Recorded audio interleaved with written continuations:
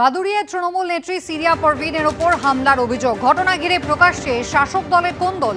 তৃণমূল নেত্রী সিরিয়া পারভিনের নিরাপত্তা রক্ষীদেরও মারধর করা হয়েছে বলে অভিযোগ। তৃণমূলেরই উপপ্রধানের অনুগামীদের বিরুদ্ধেই অভিযোগ করেছেন তৃণমূল নেত্রী, যদিও অভিযোগ অস্বীকার করেছেন তৃণমূলের উপপ্রধান।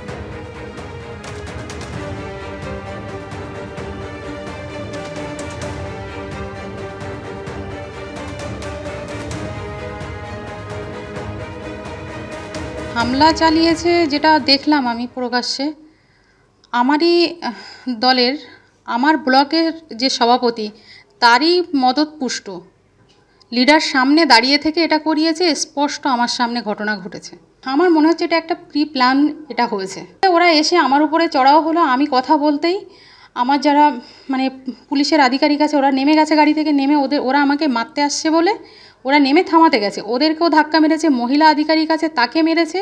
কেউ যদি আমার নামে উল্টো পাল্টা মিথ্যে অভিযোগ করে সেই বিষয়ে তো আমার কিছু বলার নেই, প্রথম কথা। আর এরকম কোনো মেসেজ আমার কাছে নেই যে আমার নামে কোনো কমপ্লেন হয়েছে। আমি যখন ওখানে যাই, বাদুড়িয়ার প্রশাসন তখন ছিল, ওনারাই আমাকে ফোন করে ডাকে যে একটা সমস্যা হচ্ছে, আপনি একটু এসে দেখুন যদি সমস্যাটা মেটানো যায়। তো আমি যাই, যাওয়ার পরে আমি ওনাদের পুলিশ প্রশাসনের সহযোগিতায় ওনাদের ওখান থেকে আমরা ওই ক্যাচালের জায়গা থেকে ওনাদের বার করে দিই। ওনার গাড়ির সঙ্গে একটা পথ চলতি লোকের অ্যাক্সিডেন্ট হয়, একটা বাচ্চার লাগতো, সেটা তার বাবা ছিল, বাচ্চাকে টেনে নিয়ে, বাচ্চাটাকে লাগেনি, ওর বাবার গাড়িটা বাবার এসে ধাক্কা মারে। এই নিয়ে একটা বাকবিতণ্ডা হয়েছিল। গতকাল রাতে শুনেছি অত্যন্ত দুঃখজনক ঘটনা, আমার এক মহিলার নেত্রীর উপরে আক্রমণ হয়েছে। এটা কোনো গোষ্ঠী দ্বন্দ্ব নয়, গোষ্ঠী কোন্দল নয় আমার মনে হয়। তবে যাই হোক না কেন এটা দুঃখজনক এবং পুলিশকে বলেছি পুলিশ তদন্ত করে নিশ্চিত সত্য যা হবে সেটাকে ব্যবস্থা নেবে। অবশেষে বাঘবন্দি হলো মইপিঠে, বন দফতরের খাঁচা বন্দি হলো রয়্যাল বেঙ্গল। তাণ্ডবের পর শেষমেশ ধরা পড়ল বাঘ। গতকাল বাঘের হামলায় জখম হয়েছিলেন এক বনকর্মী।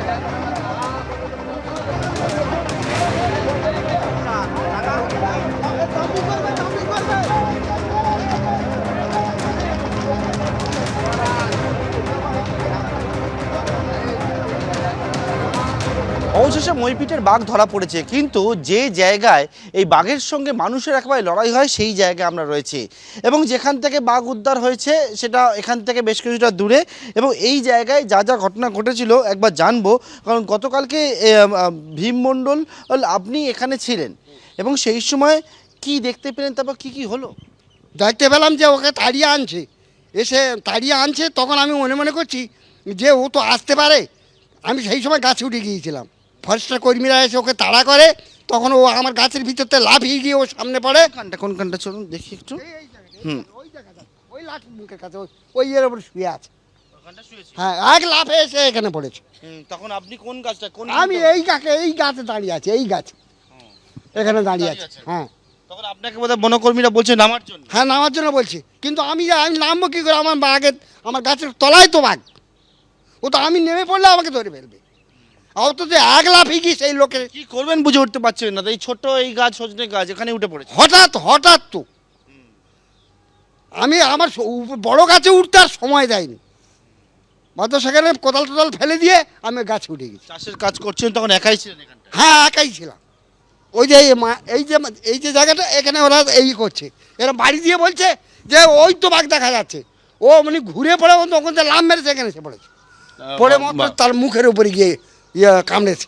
যে ব্যক্তি একেবারে বাঘের মুখোমুখি হন তিনি চাষের কাজ করছেন, এবং গতকালকে দেখা গিয়েছিল ঠিক কী ঘটনাটি ঘটেছিল। যে জায়গায় ঘটনাটি ঘটে এই হচ্ছে সেই জায়গা যেখানে বাঘের সঙ্গে একেবারে মানুষের লড়াই বেঁধে যায়।